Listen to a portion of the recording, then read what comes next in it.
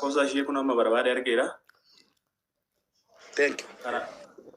Karaa wantiitiin karaa Telegram isin ergeera waan ta'eef kallattii lakkoofsa kallattiiti. Kennan dawwalaaf rakkoo tokko ijoollee kaardii naa erga. Ilma namaa waa walii kennuun gaariidha. Yeroo walii kennuun gaariidha.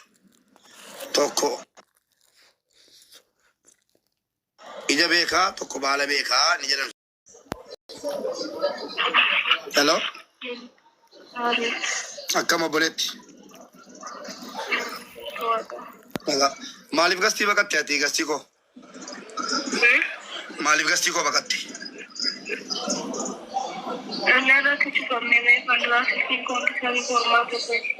Namni si arrabsee jira? Namni si sodaachisee jira nu keessaa? Maali gaatu nusi wajjin jirraa? Intala Oromooti obsee jedhamti ati lookeeshinii naa ergii dhuftee si haafuutu dhaqii bira taa'iti akkaataati qabamuu hin dandeenyeen namicha sana qabsiifna jenne miti.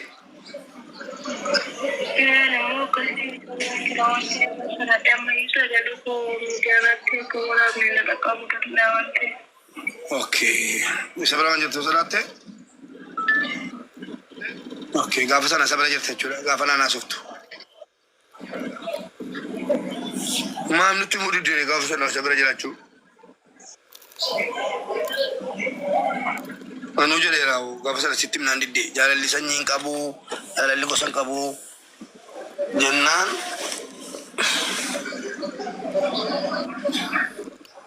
si bira taatu dha gaafa sana.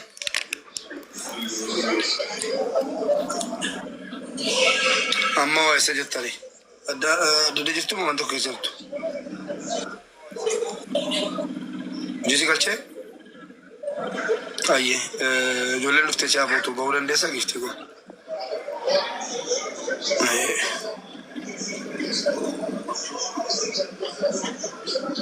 Hin danda'ama obboleessi kee itti gaafatamummaa kanaan fudhata. Itti gaafatamummaa jechatti naan jiraattu kanaa obboleessi kee haa fudhatu. Al tokkittii kana bicha ol qabashii sagalee kee gadi qabeensii dubbisaa ture. Obboleessi keenya dhagaa jirta al tokko dhagaan jira naan jedhi. Maa dhageenye? An bakka hin barbaadetti obboleettii kee baasuufani.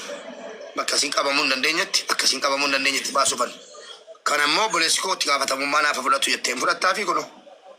Obboleessi kee itti gaafatamummaa fudhatu miti asirratti dubbisuu hin barbaadu an.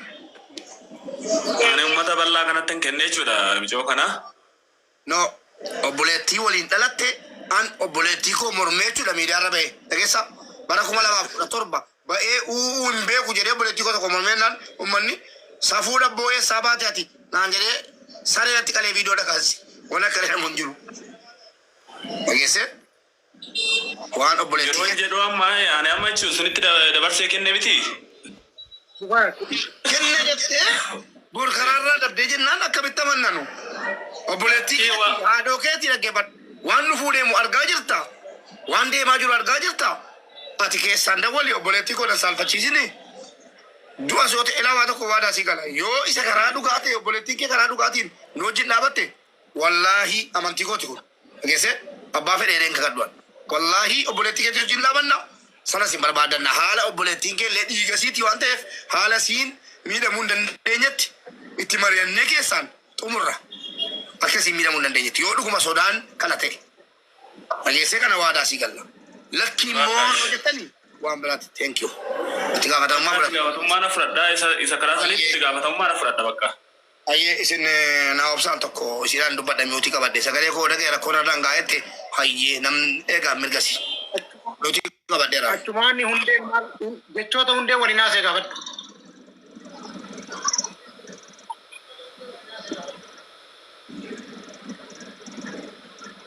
Lawan tokko waliin haasa'uun hin barbaachisu bara manuma bira geettuudha. Uummatuma Oromoo kana dabalamtu achiin booda mucattii tanallee namni miidhaa isii namni barbaadu hin jiru. Namni isii miidhuu barbaadu illee hin jiru. Rakkoo jiru qofa waliin wal taanee waan hubannoo nurra qabdu waan jirru waliin haqa baasuudha malee dhugaa jirtu wajjin furuudha malee wanni bira wanni nu isii irraa barbaadnu takka hin jiru mucayyoo tana. Taaniifu garaan nu gubataara. Ifole dhagai hundeen bar iccitiidhaan keessa fixannaa natu ishii amansiisaa jira maa asirratti haasofta waan jedheef icciitumtiin wajjinaasa fi wajjinaasa usaa baruu qofa nama dhugaa barbaanne nutti dhaadhate waan taateef ti balleessina nuun jedhe waan taateef namni hundee jedhamu kun amma obboleessi gaarii haasaa waan tokko dhiifama dhiifama nama kana nama hundatti naarani nama hundas hin kumataniiti ati nama hundaa beeku dhiifama artistii Tufaa nama marallee hin kumatin nama marallee jecha nama mara hundallee jalan deemin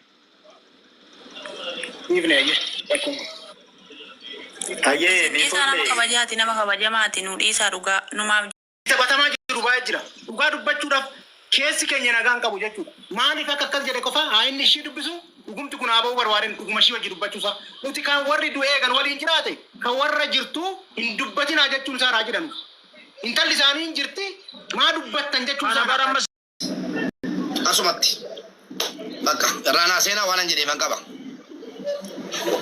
Mubee bakka dalagaa jiranatti tolu.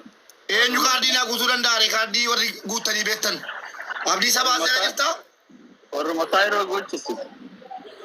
Warri firoota poliitii keenya jaallatamtoota hordoftoota keenya warri as teessanii taap koppilink sheer godhaa turtan harkeessan nagaa ta'u.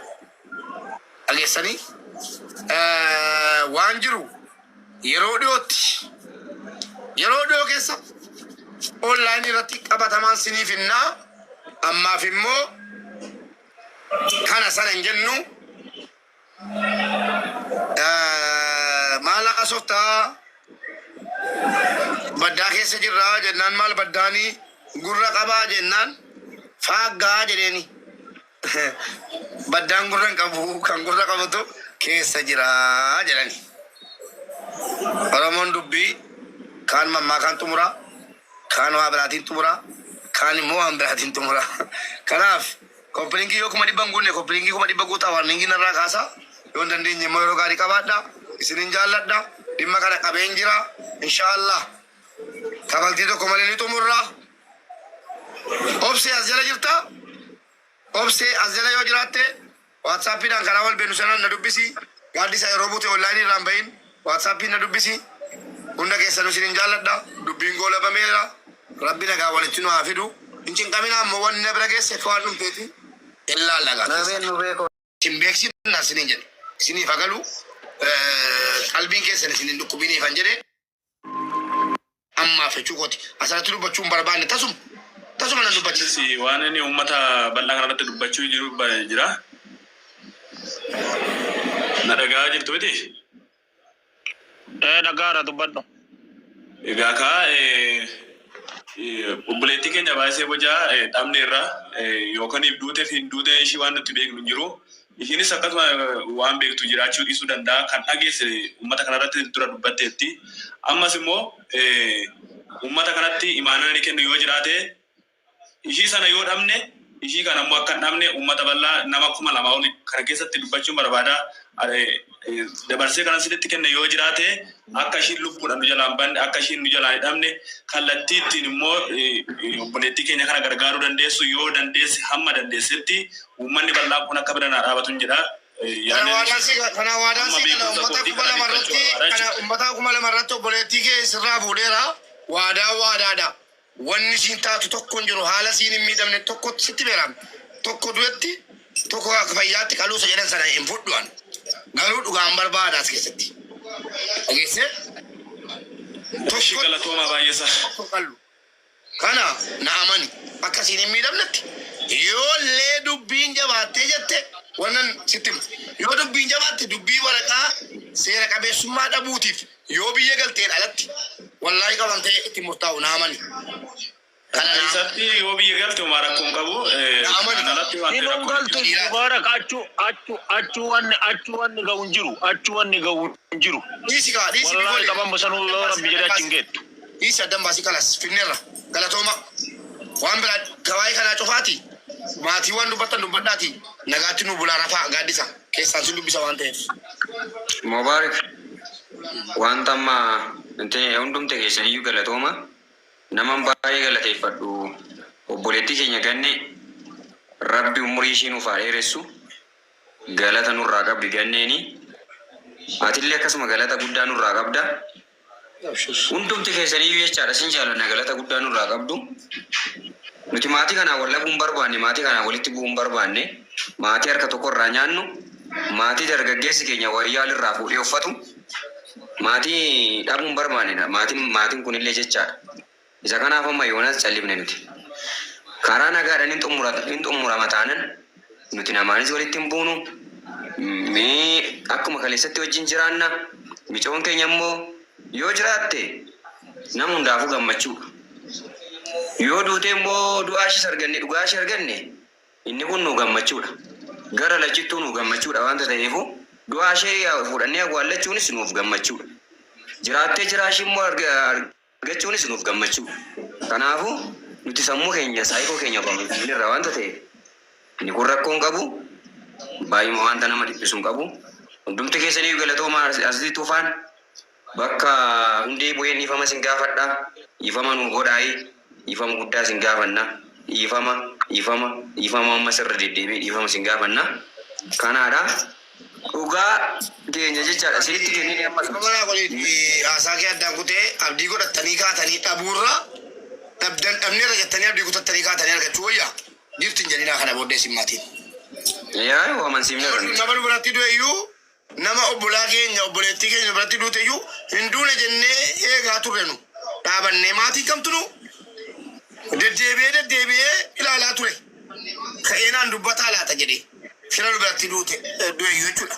Kanaafi shakkii keessa galtanii hin duune laata ni jirtii laata jettanii of wasawwastanii bor waan biraa gadi isinitti baanaan cinqamurra duuteettii garaa keessa muradha.